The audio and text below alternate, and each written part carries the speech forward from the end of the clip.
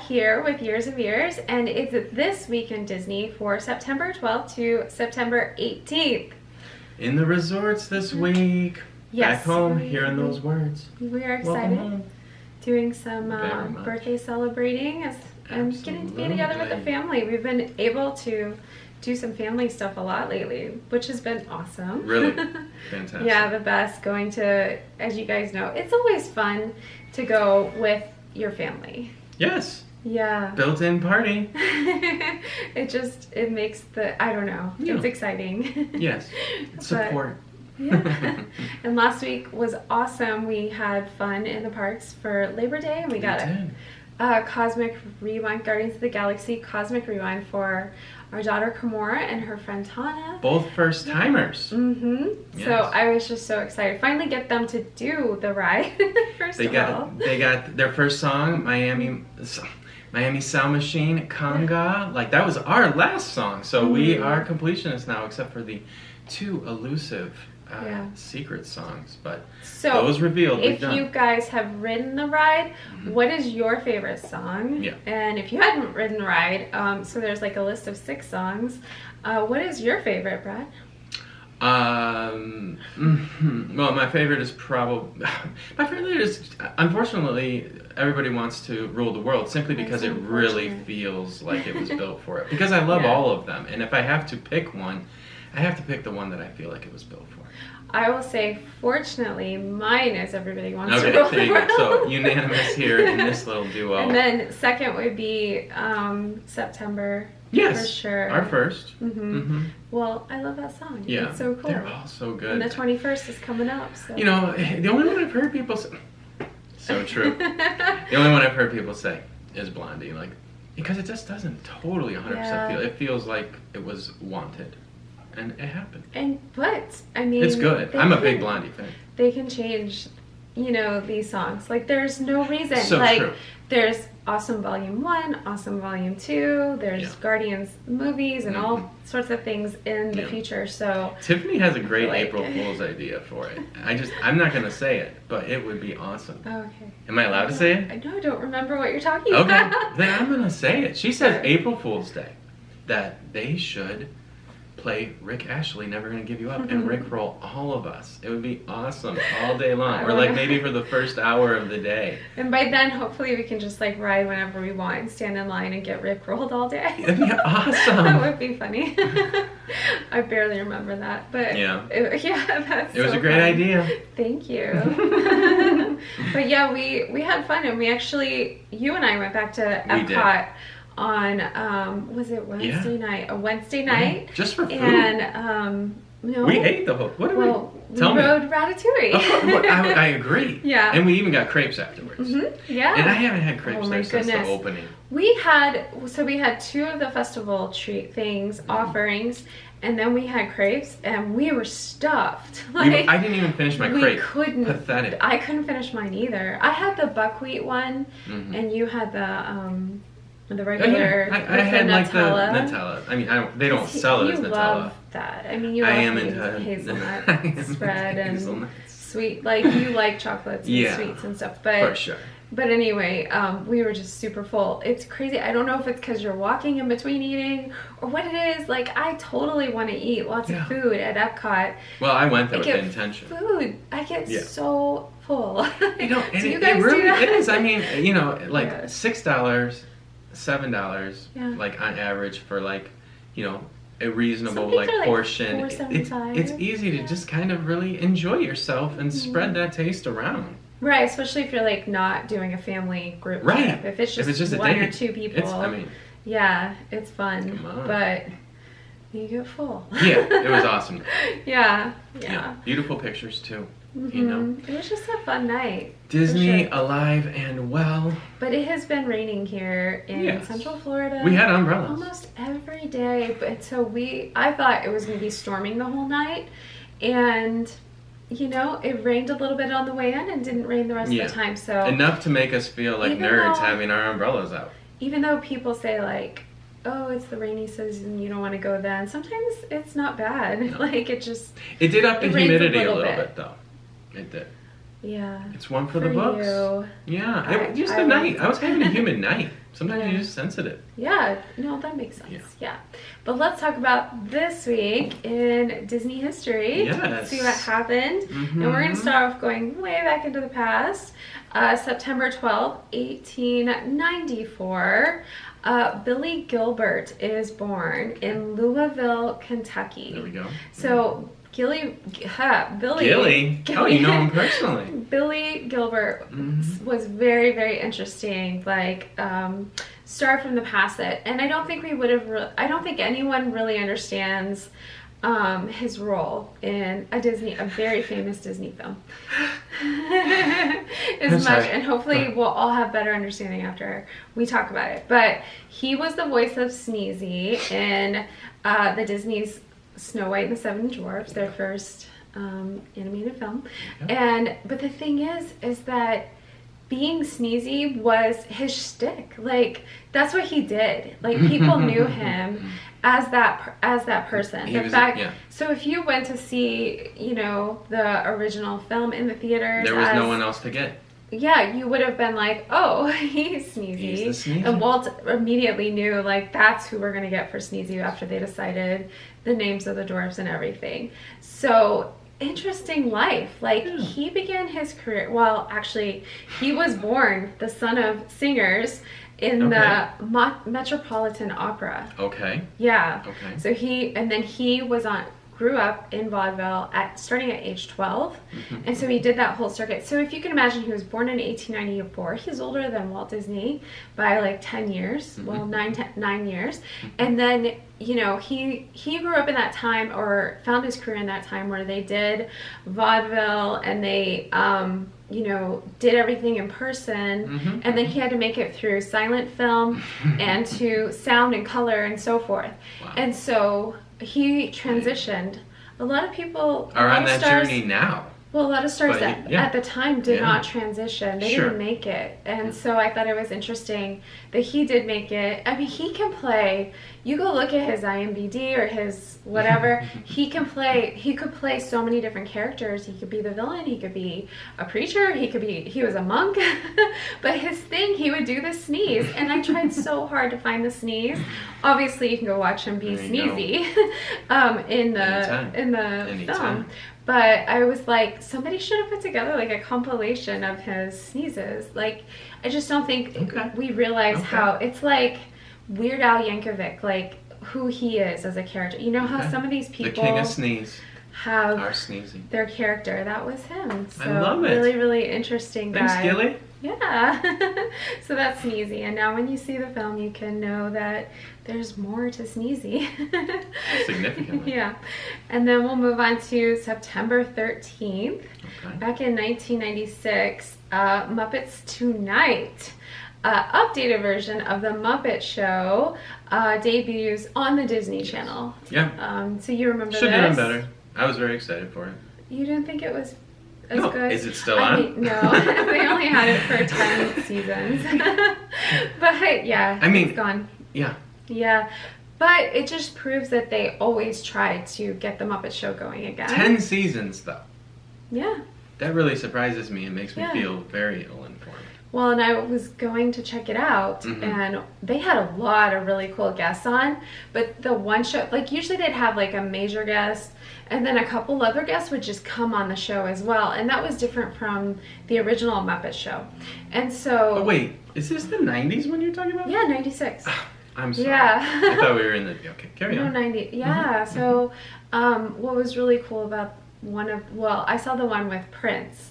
But it was when he was already the artist formerly known as Prince. Right. And they do a whole thing with he's the dog, but he's being like the security he's being the security for a building. Yeah. And so when Prince comes in to try to go in to meet with the Muppets or whatever, he's trying to like get his name, and it goes back and forth. He's just like, well, it's going to be difficult because it's a symbol, and he shows him the symbol, and it's on his coat and everything. And love it. Anyway, he just walks past security, which is so Prince. Yes. Right. Or the artist formerly known, right? Right. Aw, All new meaning. he passed too young. Sorry, but anyway, that was a cool one. I think this was all right. I think it was a cool show. There was a lot of great guests. I don't know why I didn't keep going. Maybe just lack of interest. Well, I mean, honestly, we forget a time period that the Muppets movie rebooted just perfectly the soul of Muppets, and this was pre that. So always searching for what Mr. Henson had given us. You'll have to go look for it, but there's one of them that Leonard Nimoy comes on. I thought that was really cool. Long and prosper. Spock on anything is cool, so we're gonna have to go watch that one because you didn't see it.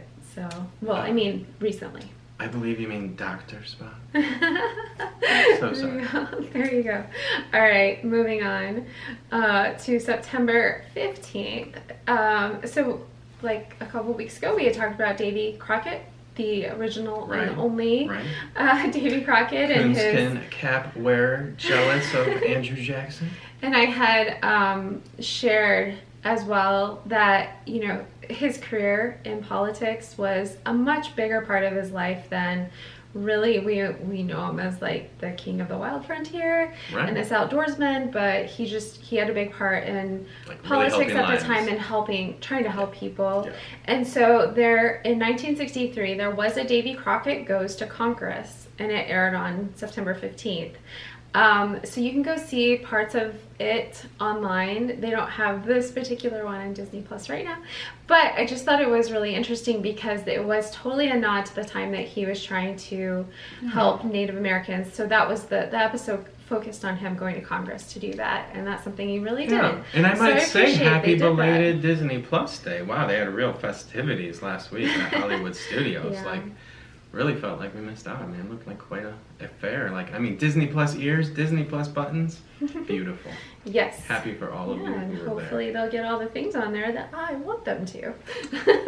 We'll see. Well, the vault, just more vault. In fact, you could launch a whole nother app. Yeah. A whole nother $10 a month. Disney. Vault Disney. We'll pay it. Do it. Just do it. And then, like, I noticed they were giving like discounts and stuff to go on cruises and such if you're a Disney Plus subscriber. So like they could do stuff where you subscribe to the Vault and a Disney Plus, and then you get stuff just because like you did both. ESPN. There you go. Please let it happen. But anyway, moving on. So go check that out. Really interesting. And I appreciated that they, as someone who I love history, I love historic fiction or actual historic history. That doesn't make sense, but anyway, that's fun though. Yeah, and so I just love that they actually did. I mean, isn't that history redundant? Yeah, no. And so I actually love that they really did an episode showcasing like what really meant a lot to Davy Crockett's life. And then moving on, same day to 1967, an article about Disneyland's Pirates of the Caribbean appears in Life magazine. Love it. Yes, so this is something as well that you can go and Google and see the images for. This was so cool because they were showing all these pictures from the ride at that time, so that's just really neat to see in general because of course it's changed, but it still has that familiarity. Yes. But they also were showing the innards or the inside of the animatronics. Yeah. You know what's interesting too? I was just thinking like, the smell of the Life magazine, like as it has aged, has probably aged equally with like the smell in Pirates of the Caribbean that people really like speak of. I mean that classic like antique smell. It's really good. Okay. No, I'm serious. Like but the they pages also of it. There's like an actual smell they put in there. Indeed. But yeah, I know what you're talking about. You know what I'm saying. Yeah. You know what I'm saying. But go check this out on. Yes. I thought it was really interesting. I thought it was cool to see the workings of the animatronics from that time period. I think if you're into building things or whatnot, this would be a cool article. If you want all the classic deets on the pirate life, go to the Authority Life magazine. There you go. Okay. Who knew? I wouldn't say, but they did an article. That's about it. All right, moving on to September 16th.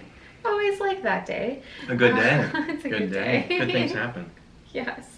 In 2005, in Marceline, Missouri, this is the boyhood home of Walt Disney. No way. And in 2005, they had this 2-day Walt Disney's Hometown Toonfest event. Okay. And this is for like cartoonists to come. Okay. And it was a whole big event. And so I found that very, very fascinating. Yeah. And really, because there's like not a lot around. Very, very so it's early. A trek. Yeah. I mean, that kind of idea is very popular now. Yeah, for people to make. Yeah. So I went through all the Marceline information. I was trying to find the Toonfest. Facebook, I couldn't get into it. So it seems like it's still not going. I don't know if it just hasn't started up again because a lot of things stopped in the last couple of years. But maybe it is. So if you guys know about Toonfest or if you experienced it in Marceline, we'd love to hear about it. There's some really... while I was on there, I was looking at Marceline's page of events. They're such a fun town. No, that seems like a good time to stuff. go. That seems like a good time to go if they bring that back, for sure. That would be really fun. Stay in September in Missouri, would the leaves be turning? Maybe not yet, but... Pretty close. Yeah, it'd be fall time a little bit, so it could be nice. Tempting. Yes. And then we'll move on. Should we move on from September? Absolutely. Or 16th? Yes, yes. We'll move past it. Go to Instagram. Like, we'll be updating there for the birthday days. And our first time. Right. Riviera. Yeah, we're excited. We've never experienced it. All right. And then moving on to September 17th, obviously, 1932, Disney's Mickey Mouse cartoon, The Whoopee Party, is released. So get on down. Yeah, it is crazy. There we go. You gotta watch this one. Yeah. 1932, so black and white, and really, really interesting cartoon. There's a lot going on. It's a wild party that you would never want to happen in your house because I mean, there's like chickens dancing around and lamps coming to life. There's just chaos. Yeah. So much chaos. A good Mickey cartoon. Like this is the Mickey we need to always remember. Yeah, it's really cool. I don't know. I just love how they would have all these things happen in one cartoon and one screen, you know, one still of it. There's just a ton going on. But so much partying going on that the police get called, and then the police come and they just like the next shot, like they're pulling up and the next shot they're like in there partying. The police are. When does that happen? Good in the neighborhood. Yeah, apparently in the 1932, the 1930s. That's what can happen. No, if you base your history on a cartoon. Well, you know, depending on where you're living. Your history. Prohibition was a community affair. Oh my gosh. So anyway, really, really interesting stuff going on with that. Go check it out. I thought it was a lot of fun. Yeah. And then moving on to 1954, Once Upon a Wintertime. I really, really love this. It was actually a musical short from the film Melody Time. So Melody Time, I think, is still on Disney Plus. So you can see it on there. But then they reissued it as a standalone short. So this is about two romantic lovers named Joe and Jenny, of course, on a wintry day in the 1800s in December. So very, you know, beautiful, like Victorian style. There's even like, I love those old Victorian cards, and it kind of has that in the beginning, and pictures of Joe and Jenny before it even starts, and it's just so pretty. But there's drama involved, so you really have to watch this one. Something happens to Jenny, not like Joe has to save her. So and the animals are all involved as well, and they're in love, and so I love that. Remember it. Yeah, totally I love this. I can't even dressed for it. I love the Victorian era. It's so fun. It's so pretty. Like, you wear it well. No air conditioning or flush toilets, but otherwise, I'll take it. But yeah, go watch this, and I think it's interesting too because it was like a wintertime romance, and a lot of things like that are in the spring. But I think winter romance things are so cozy and fun too. Yes, I mean, for many places in the world, I mean, Yeah, well, we would know. We Why lived join in but to be freezing. warm? We lived in the seasons. freezing weather for many years. Unfortunately. Yep. Yeah. So definitely romantic too. Indeed. But that is actually it for this week in Disney. Lots of things to go watch and check out. Hopefully you guys will go check them out. Actually plenty to watch this week. So lots of fun. A lot of fun. Yeah. But we're gonna go hit the resorts. Yeah, thank you guys for following along. Definitely leave a comment and subscribe to our channel. We'd really appreciate it. And we will see you guys next time. Bye!